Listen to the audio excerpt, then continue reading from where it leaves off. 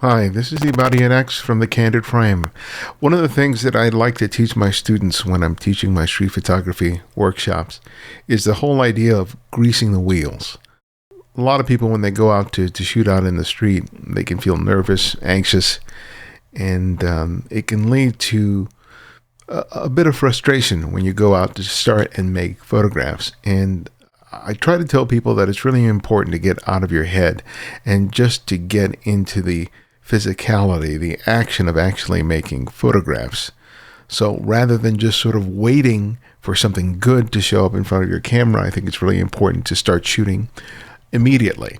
And one of the ways that I do that for myself is I often will start looking at light and looking for abstraction to help sort of start the process, because it's really important for me just to get into the whole zone of just seeing, reacting, and shooting.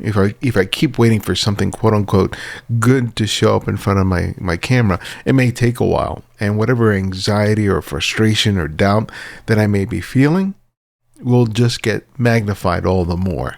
So I chose 3 images here that I thought spoke really clearly to sort of the idea of how I see and how I look for things when I'm out there photographing.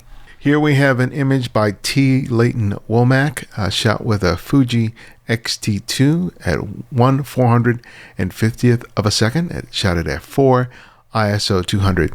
Now, this is a really good example of some of the things that I tend to look for when I first start walking the street. Is I just start looking at light. Where is the light coming from?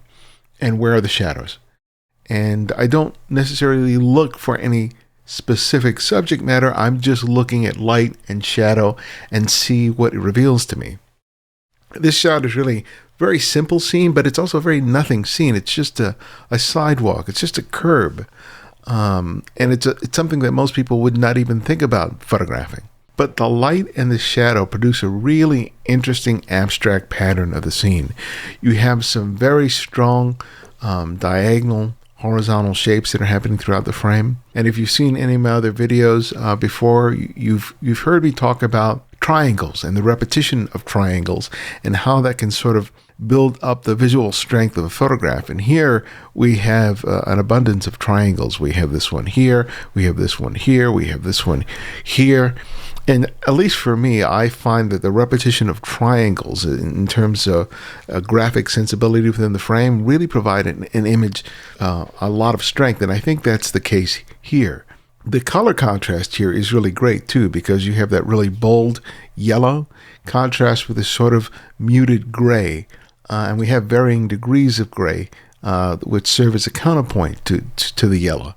It works really, really well. It's the core of the image here is that color. This also points to this other idea of not just looking for things to photograph at eye level. When I'm walking down the street, I'm sort of scanning everything, not just at eye level. I'm looking up, I'm looking down, I'll make a point to look behind me, to my left and to my right, and I'm just sort of scanning the area. I'm not just looking for an interesting person walking down the street, because if I narrow my vision to just looking for somebody interesting to shoot, there's all this other stuff that I'll be walking by that I'll completely miss because I wasn't paying attention. And by making my perspective, my point of view, a completely blank slate, I leave myself open to interesting things like this. Now, I may make a shot like this and I may not necessarily think that this is going to be the best photograph of the day. It may well be, but what's important is the action of actually seeing and making the photograph. I find that the quicker I get into that mindset of going out and making the photographs, the better the day is, regardless of whether or not I get a better image or not. It's just that I get myself into that zone of shooting rather than just living in my head for a little bit too long. Here we have an image by Nikos Tsitsel. We don't have an XF information here on the camera. Now, this is one of those sort of nothing moments that I've sort of encountered when I've taken the train to downtown or to other parts of Los Angeles, or when I've been traveling. The tendency is that when you're commuting, on public transportation, you should just sort of sit there waiting to get from point A to point B. And you're not really thinking photographically. You'll find some sort of distraction, usually your phone, and you're checking your email or you're checking Facebook or whatever, and you're not really paying attention because you're thinking, well, when I get to where I'm going to get to, that's when I'm going to find photographs. And I try to put away all my devices and all these other distractions when I'm commuting, because I think it's a perfect time to really start looking and to start practicing this idea of seeing. But this is a really sort of interesting shot. Again, it's an interesting shot graphically, because it's not about just the people that are within the shot. You can see this guy on the right-hand side who's wearing headphones and and listening and watching something on his device. We have this text, but it's more about the shape and the lines that pervade the entire frame. There's a repetition of verticals, of horizontals, of shapes. It's just again, a very interesting sort of graphic shot. And I think that this is another great way of starting to think about your compositions when you're out on the street.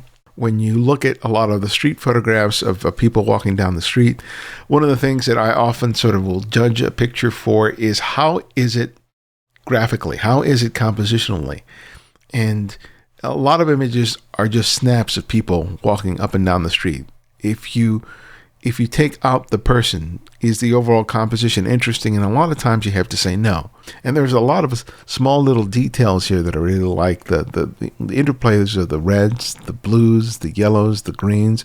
They are not really strong, saturated, punchy colors, except for that sort of red stripe that's sort of the center of the frame. There's a lot of more muted colors that are building a relationship with each other throughout the frame that build upon the sort of graphic composition. But it's stuff like this that when you're paying attention to, when you do have an interesting scene of an action or a person that's happening out on the street, if you can consider these other elements in your compositions, you can make those shots that really sort of stand above what a lot of other people are trying to produce. All right, here we have a shot by CWMPFB, shot with an Olympus EM1 at 1/30th of a second at f2.8 ISO 200. So here we have just a screen, and there's this light that's passing through the screen, creating this nice little strip of light that's passing through diagonally, and which is illuminating the scene in the far distance.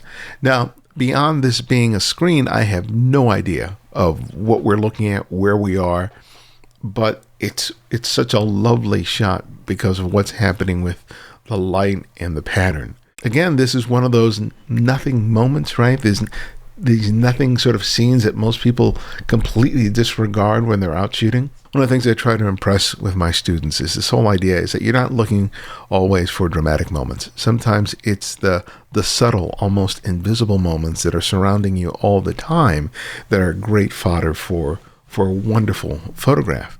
And the only way that stuff is revealed to you is if you're paying attention.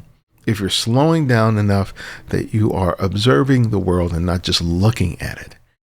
Looking and observing are two different things. Looking is sort of just passive. It's just a passive activity. Observing is more active. You're more proactive in terms of how you are evaluating the world, how you're seeing it, how you're taking it in, and then ultimately trying to capture it with your camera.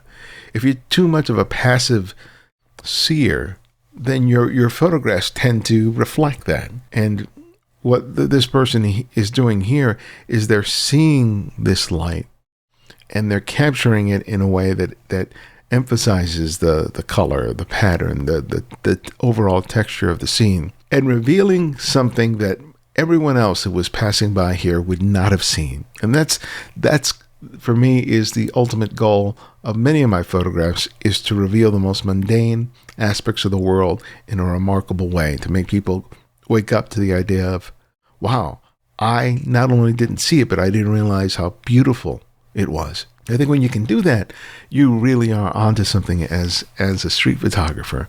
Not all images are going to be visually arresting. Okay, and that's not really sort of the point of this.